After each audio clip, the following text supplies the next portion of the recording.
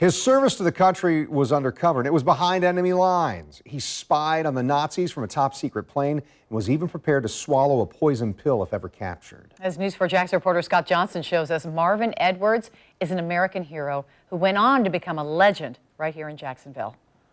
The word history has kind of an odd spelling, don't you think? I know it's not polite to ask, but you were 96, is that correct? That's correct. It looks a lot like his story. They were looking for people who could fly over Germany. And in Marvin Edwards' case, make a record of what the Germans were doing.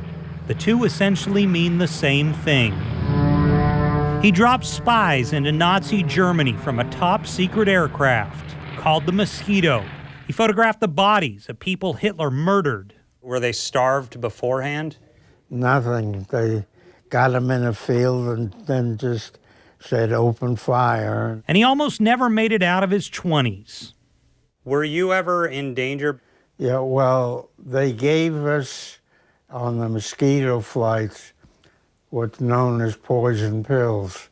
Because you see, before there was a CIA, if we were shot down and were alive and were surrounded by Germans, there was the OSS. We should take the pills so they couldn't put us through an inquisition. It stood for Office of Strategic Services. My last mission, the German SS were going to build caves in the Bavarian Alps, and after Germany's army and navy surrendered, they were going to continue the fight. After the war, Edwards married. You referred to him as the rock star. Yeah, he is my rock star. For many reasons, not only this. It took years before Helene knew about his previous life. It came out in bits and pieces. I didn't know all that I know now after 62 years. And from marriage to retirement, Marvin, you have 3,000 books? Marvin has kept us informed. Right, about 3,000. And they're all nonfiction. As practically any intelligence analyst you'll find. Yes, and there are books behind these books. His links to the pulse of the nation and the world were well before now throughout his life. Like in the mid-70s, when he was one of the only economists in the country to predict a recession. Before that, he's saying we cannot win in Vietnam because he knew Ho Chi Minh, the former president of that country. Before that, he's touring concentration camps with Eisenhower. But perhaps his most prophetic words came in a newspaper he was writing in on campus as a teenager back in the 30s, before World War II, when he wrote this phrase, "A new world war is almost unavoidable with Hitler in power." Now, 80 years later, at 96, I need a magnifying glass to read. He wheeled in to tell a room full of friends another headline about the OSS. Congress is awarding members of OSS the Congressional Gold Medal. But that's where our story takes a sad turn. He was doing fairly well. His daughter Carolyn tells me it was mid-December when he had his fall. But then he ran into some complications and things moved very quickly. And little more than a month later, Marvin Edwards died. Ma'am, on behalf of the President of the United States, the United States Army, and a grateful nation, please accept this flag as a symbol of our appreciation. At his memorial, How do you find the words to describe your hero? World War II was just part of the story. I can find enough words to fill a book. Edwards spent decades as a Jacksonville civic activist. Dad often thought differently than the mainstream. Fighting against overspending by local government. Dad was outspoken. He was threatened with violence. And for ethics in City Hall. Dad had a resume that would make anybody look like an underachiever. But Marvin's story wasn't finished.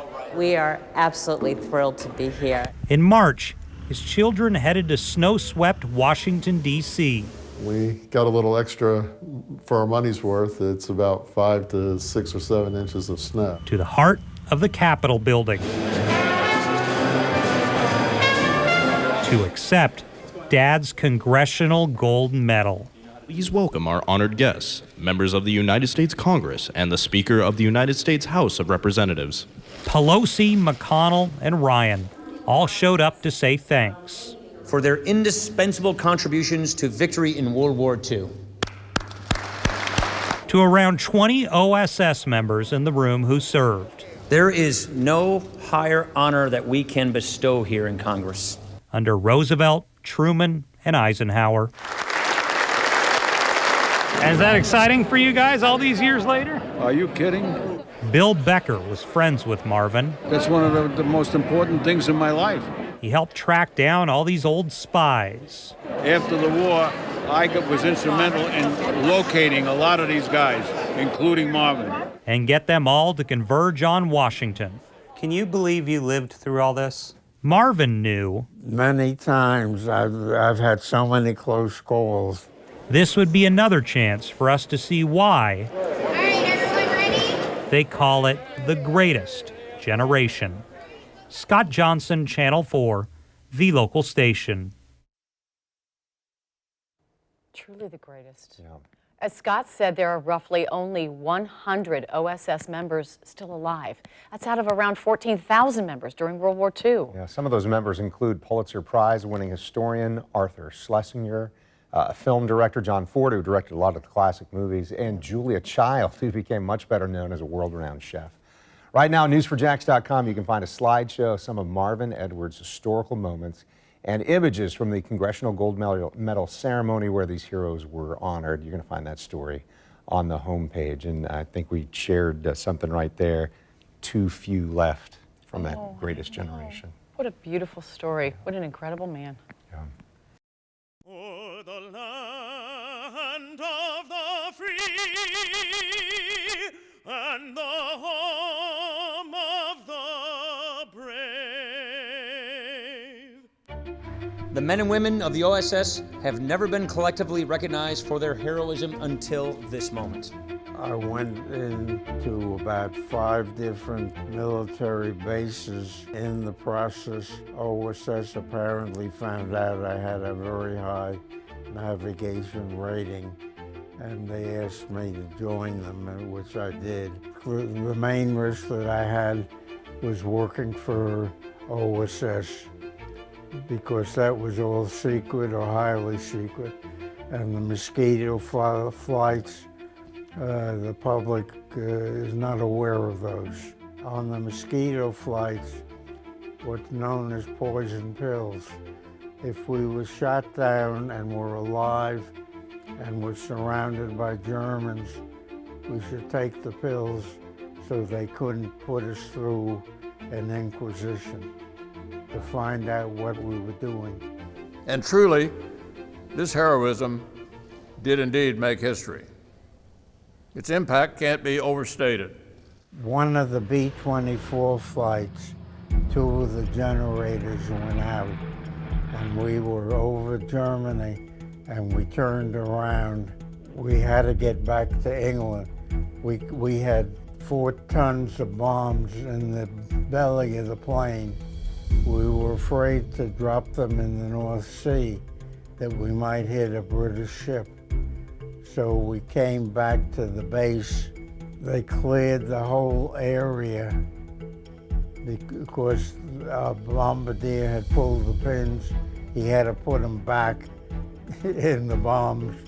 We sweated out coming in for a landing because if one bomb went, the whole place would blow up. And the pilot was great enough that we didn't even know we landed. During the darkness of World War II, the men and women of the OSS fought bravely, men and women fought bravely, brilliantly, and broadly. Across the world, in Nazi Germany and on the beaches of Normandy and Yugoslavia, the French, North Africa, and in Burma and Japan, you aided the resistance, raided enemies, and rescued prisoners of war. We were followed by some German fighters but we were at 40,000 feet, and their planes couldn't go there. There were celebrities like Marlene Dietrich and future celebrities like Julia Child, all-star academics like Arthur Schlesinger.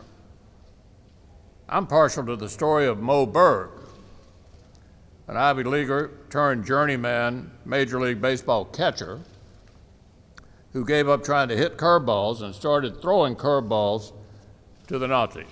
Marvin, tell me about that medal right there.